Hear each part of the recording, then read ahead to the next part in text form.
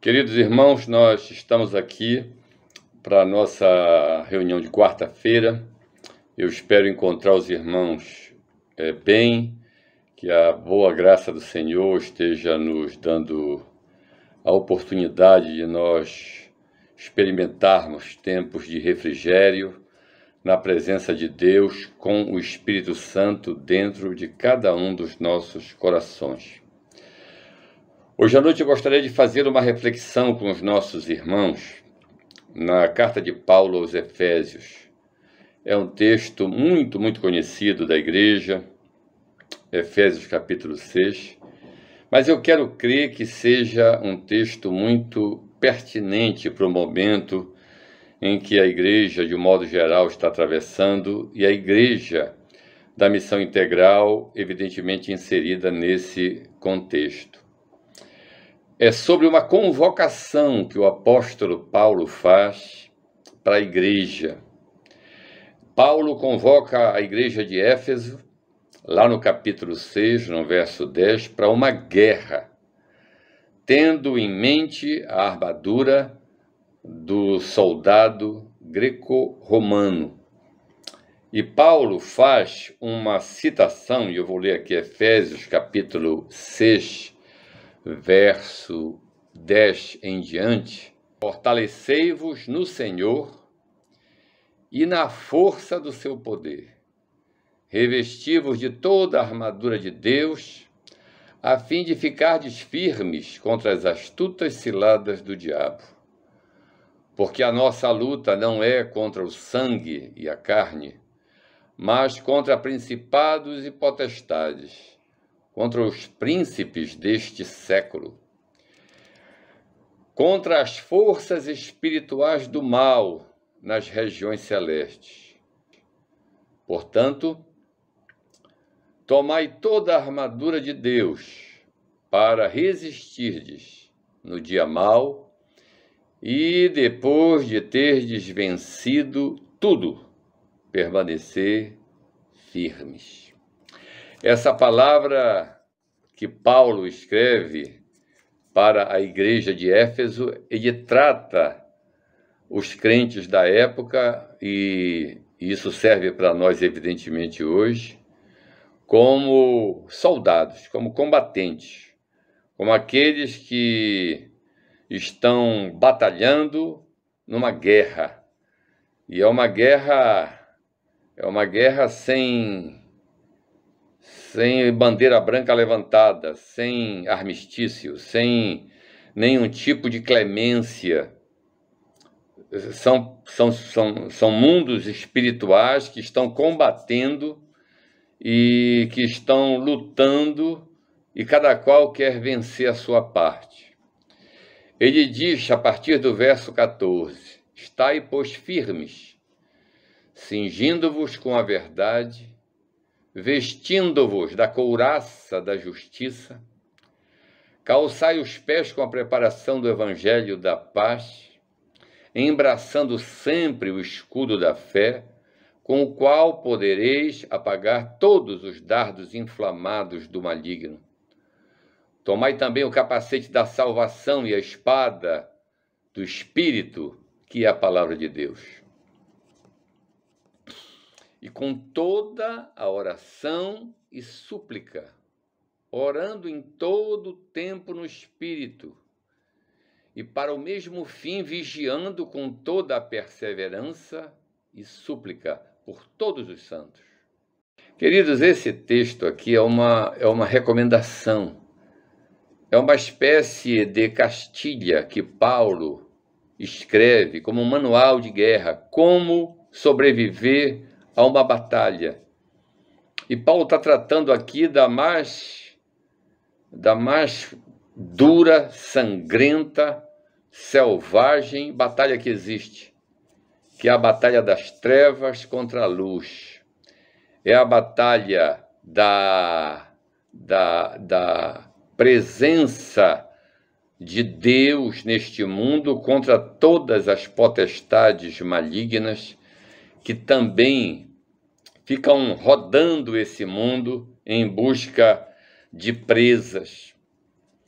Então, queridos, numa guerra espiritual, não há espaço para amadores. Por isso que Paulo faz várias recomendações. Como é que a gente deve se portar? Como é que a gente deve se trajar a armadura do verdadeiro combatente, daquele que está tendo consciência de como é esse campo de batalha. Eu quero crer que nos últimos dias, Deus tem nos dado a oportunidade da gente entender o que é uma batalha espiritual. Nós que lemos esse grupo de versículos bíblicos, talvez já centenas de vezes nas nossas vidas, não tínhamos ainda uma verdadeira percepção de que em que campo de batalha nós estamos travando as nossas guerras. E eu quero dar um exemplo fora desse texto bíblico, depois a gente vai voltar para ele, que é aquele exemplo lá de Atos capítulo 19, que são os filhos de Seva. Eles eram exorcistas e usavam o nome de Jesus para expulsar demônios. E diz o livro de Atos, no versículo 14 do capítulo 19, os que faziam isto eram os 7 filhos de Seva. Quem era Seva? Judeu e um dos principais sacerdotes. Ora, vejam só. Então, nós estamos falando aqui de uma família de pessoas que eram da sinagoga e eram um dos maiorais da sinagoga. E ele diz, mas o espírito maligno disse para aqueles 7 filhos de Seva: conheço Jesus e conheço a Paulo, mas vós, quem sois? O texto bíblico diz que 2 daqueles 7 filhos de Seva saíram feridos desse combate. E eles saíram nus e envergonhados daquele confronto que eles estavam. E para nós serve um exemplo assim muito, muito simples. É que não adianta você ter um status, não adianta você ter uma patente de crente, e não adianta quantos anos você está militando na fé.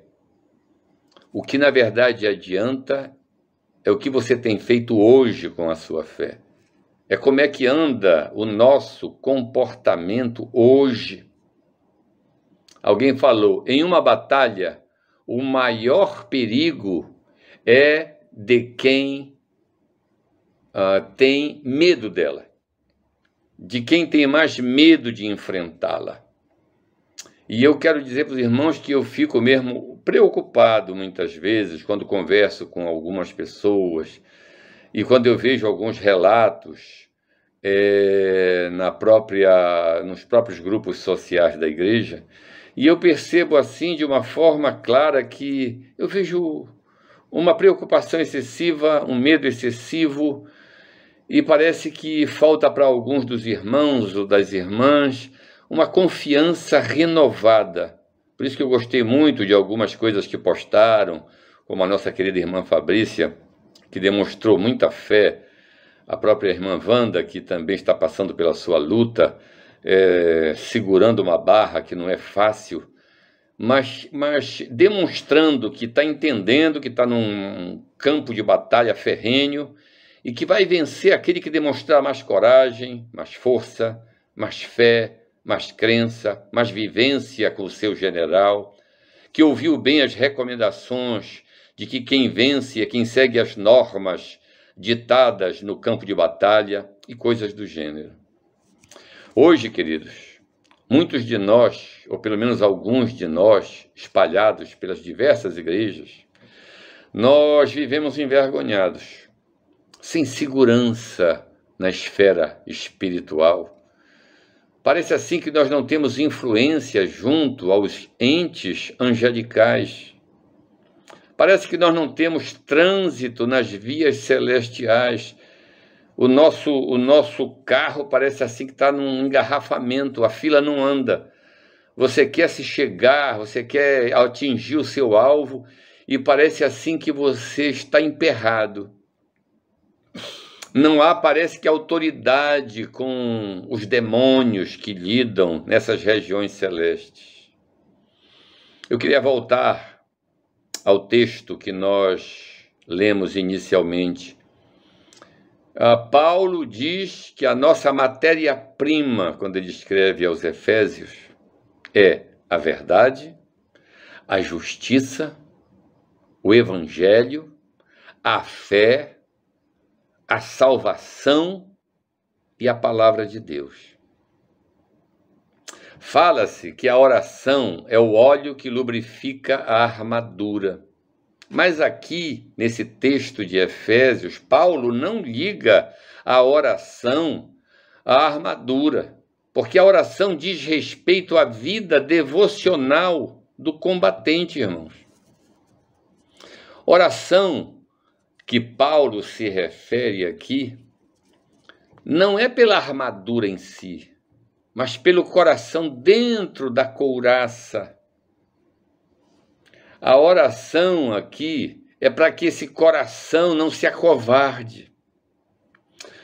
Essa oração não é pelo coturno que o soldado está calçando, mas pelos pés, para eles não se desviarem do bom caminho. A oração não é pelo escudo, mas pelo corpo que esse escudo está guardando, para não ser atingido pelos dardos inflamados do maligno. A oração não é pelo capacete, mas é pela mente, para ser uma mente saudável e ávida debaixo daquele capacete.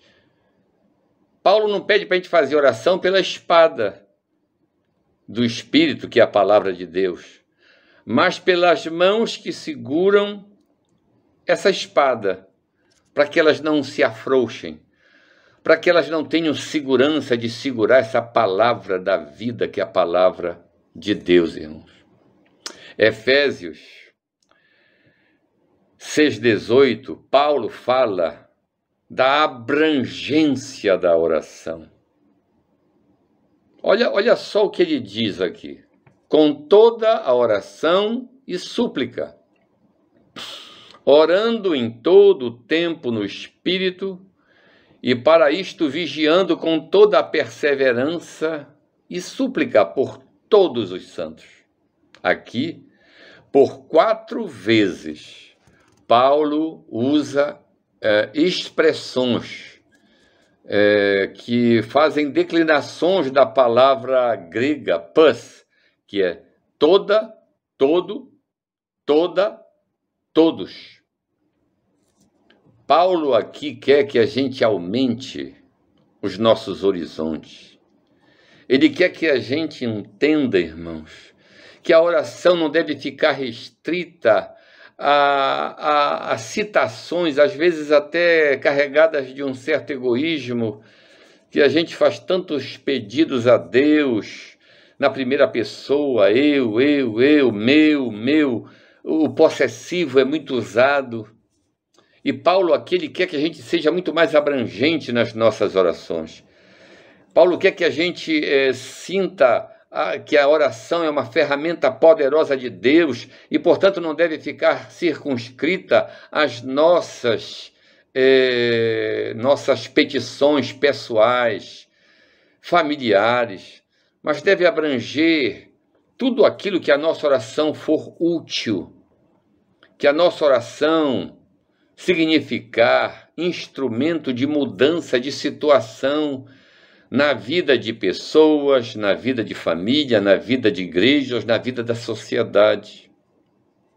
4 vezes, Paulo utiliza as declinações para falar em todo, para falar em todos. Então, Paulo superlativiza uma coisa que para ele tem toda a importância. Paulo aumenta os nossos horizontes e nos inspira a fazer orações muito mais abrangentes e muito mais úteis. Não, e a despeito de serem orações específicas, porque os cristãos têm que aprender a orar de maneira específica, objetiva para Deus, para que o Senhor possa ver. Ele conhece, Ele sabe o que nós precisamos, Ele sabe das nossas necessidades, mas Ele quer ouvir uma por uma das necessidades, tanto nossa quanto da coletividade. E não é só se revestir de toda a armadura de Deus e orar e suplicar, mas também o que Paulo coloca com muita propriedade é que nós temos que fazer isso todo o tempo, orar todo o tempo. Então, é considerado por Paulo valioso o tempo que nós gastamos em oração. Esta semana nós temos eu pelo menos tenho 2 desafios, provavelmente os irmãos têm outros, com relação à questão de compromisso de oração. Uns irmãos da IME se reuniram, a Fernanda parece que encabeçou isso, e os irmãos levaram à frente, e foi feita uma tabela de oração, e as pessoas têm orado por cerca de 1 hora para que bênçãos de Deus sejam liberadas nos céus. E o pastor Nazareno falou muito bem sobre isso alguns dias atrás, com relação à questão da preciosidade das nossas orações.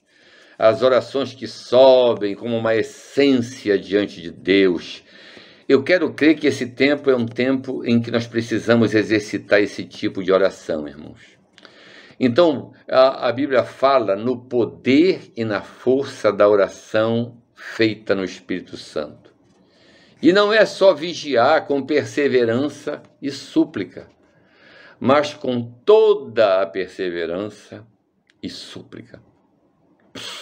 Nós temos que aprender a alcançar, irmãos, as orlas dos vestidos de Jesus. Saber abordar o Senhor.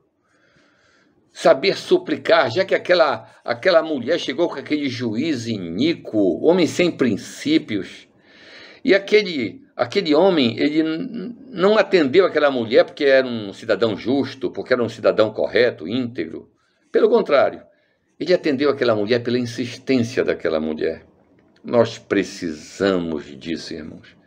Se aquele juiz iníquo atendeu aquela mulher, imagina o coração de Deus como não deve estar, vamos colocar assim, entre aspas, ansioso para nos atender. Mas ele precisa ver coisas acontecendo na vida da igreja. Nós precisamos aprender lições com esse período tão fatídico que nós estamos vivendo, irmãos. Queridos,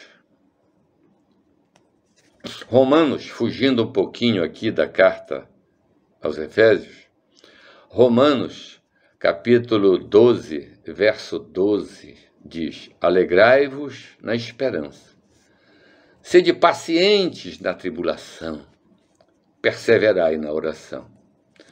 3 coisas, irmão, um tripé esplêndido. Se nós soubermos montar esse tripé, as nossas vidas vão sair dessa experiência vitoriosas. Primeiro ele diz: alegrai-vos na esperança. Eu tenho compartilhado com alguns irmãos por telefone, por mensagem, essa coisa da alegria da esperança, irmãos. Irmãos, eu sei que qualquer família se abate quando o anjo da morte bate na porta. Eu sei que qualquer cristão, por mais espiritual que seja, não fica com seu coração espremido, choroso, lastimoso, quando pensa na possibilidade de perder um ente querido. Separação é uma coisa dolorosa. Mas é isso que Paulo fala para nós aqui, queridos. Alegrai-vos na esperança. E, queridos, nós temos promessa de Deus para a nossa vida. A palavra de Deus fala isso. A esperança do Senhor na nossa vida. Que coisa espetacular, irmãos. Ele diz: alegrai-vos na esperança. Mesmo em tempos difíceis, alegrai-vos na esperança.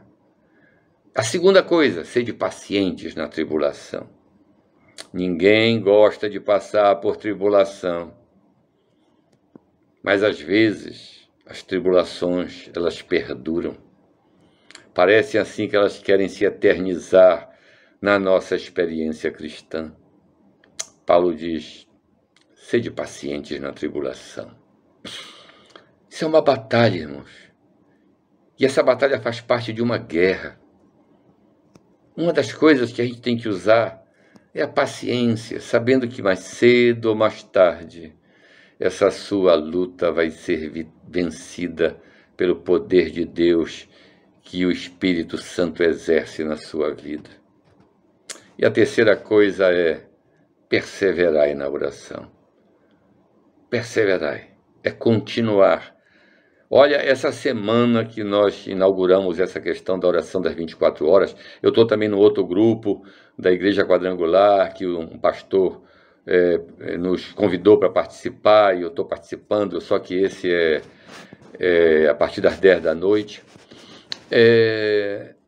E parece assim que nessa semana da oração foi assim terrível, irmãos, terrível. A Márcia adoeceu aqui em casa e teve problemas sérios. Eu tive que levá-la na Unimed, ela teve vômitos, etc, etc. Ela está ótima hoje, graças a Deus já. Mas na hora que a gente está passando pela luta, pela batalha, ela teve desmaios, enfim. A sua cabeça gira.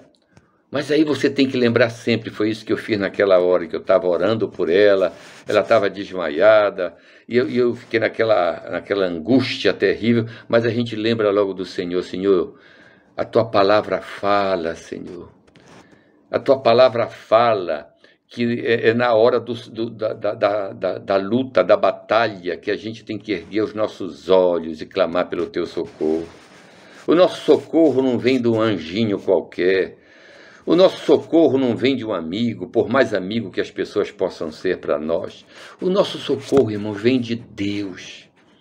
E isso aí, essa semana, com essas lutas todas, e nós tivemos notícia também, nesse final de semana passada, de que pessoas queridas da igreja tinham piorado muito na saúde. Eu tenho recebido boletins do Tadeu, por exemplo, diários, que gentilmente o filho dele tem passado, a Fabrícia passou, graças a Deus, para nós. Mas antes dessas boas notícias, as notícias eram muito ruins. Então a Bíblia diz isso, querido. Está aqui o texto sagrado falando: perseverai na oração. As coisas você ora, não se concluem, não chega num objetivo que você queria, continua orando. Continua madrugando, continua orando lá nas 6 da tarde, meio-dia, seja a hora que for, ora. E que a gente perpetue, não o problema, não a crise, mas perpetue a oração no nosso dia a dia. Que a gente faça jejum, não de oração, mas que a gente faça jejum contínuo para que o Senhor sempre seja o grande Senhor da igreja, soberano da igreja. Para encerrar, eu queria ler mais 2 textos bem breves. Colossenses, capítulo 4, verso 2. Novamente, perseverai na oração, velando nela com ações de graças. Porque na hora da crise, irmão, sabe o que acontece? A gente simplesmente esquece de todas as bênçãos de Deus. De todas as vezes que o Senhor nos tirou dos sufocos, das lutas. Então a gente tem que trazer à memória aquilo que dá esperança para nós e dizer: Senhor, quantas e quantas vezes eu já fui socorrido por Ti. Por isso que Paulo fala agora aos Colossenses, dizendo: perseverai na oração, velando nela com ações de graça. Coração agradecido a Deus. E finalmente Tessalonicenses, no famoso versículo curto de 5,17. Orai sem cessar. Antes de falar orai sem cessar, ele diz: regozijai-vos sempre. Então, queridos, está aqui uma dica que o apóstolo Paulo nos dá para nós termos vitória. Como é que nós podemos ser úteis com as nossas orações? É isso que nós temos que entender. As nossas orações precisam ser valorizadas por nós. Nós temos que valorizar as nossas orações. Nós temos que pedir a bênção de Deus para nós valorizarmos cada palavra que nós dirigimos a Ele. E eu quero que o Senhor nosso Deus, o Senhor que é poderoso, o Senhor que é o Deus que faz as coisas acontecerem na nossa vida, Ele nos dê essa bênção, irmãos. A gente calçar os pés com a preparação do Evangelho da Paz, embraçar o escudo da fé com o qual nós podemos apagar todos os dardos inflamados do maligno, tomar o capacete da salvação sobre a nossa cabeça, a espada do Espírito na nossa mão, que é a palavra de Deus, com toda a oração e súplica, orando em todo o tempo no Espírito. E que com essa palavra o Senhor console o coração da igreja. Por pior que seja a notícia que a gente receba, que a gente creia que evangelho quer dizer boas novas. Deus tem coisas boas para o seu povo. Nós precisamos passar nesses exercícios, sermos aprovados na hora dessa aprovação, e o Senhor seguramente vai ser conosco. Eu vou fazer uma breve oração, mas eu quero que depois que eu sair daqui, desse período, os irmãos continuem orando em casa. Orem. Concluam essa reunião de oração com mais oração. O que você tiver para pedir para Deus, logo depois que eu encerrar, você continua sendo um bom e fiel intercessor. Vamos orar ao Senhor? Pai querido, nessa hora nós entregamos a Ti a vida desses nossos queridos irmãos. Cada um, Senhor, que se dispôs a estar atento para a reunião de oração virtual que nós estamos fazendo, e que o Senhor visite cada casa. Porque a igreja primitiva, Senhor, ela era perseguida, ela não tinha nem lugar para se reunir. Então os irmãos reuniram-se, eles reuniam-se nas casas, como tu bem sabes. Então, Senhor, visita novamente as casas. Já que o nosso templo está interditado por questões preventivas, então, Senhor, abençoa a tua igreja que está reunida nas casas. Ouve cada pedido que os teus filhos vão fazer agora, a partir desse momento, orações intercessórias, invocando o teu nome, Senhor, por irmãos queridos e irmãs queridas da igreja, que estão nos leitos da enfermidade, no hospital, suplicando, Senhor, que o Senhor visite cada leito de dor e que a gente ainda tenha, Senhor, testemunhos abençoados, testemunhos felizes, porque só tem testemunho, Senhor, quem passa por provação, quem passa por luta, dificuldades. Esses expressam com satisfação as grandes vitórias que tu tens reservadas para o teu povo, Senhor. Nós oramos assim te pedindo, continua, ó Deus, ouvindo a oração do teu povo, enquanto o teu povo ora. Amém.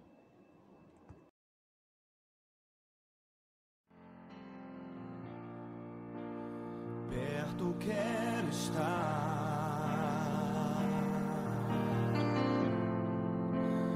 junto aos teus pés, pois prazer maior não há que me render e te adorar. Tudo que há em mim quero te ofertar.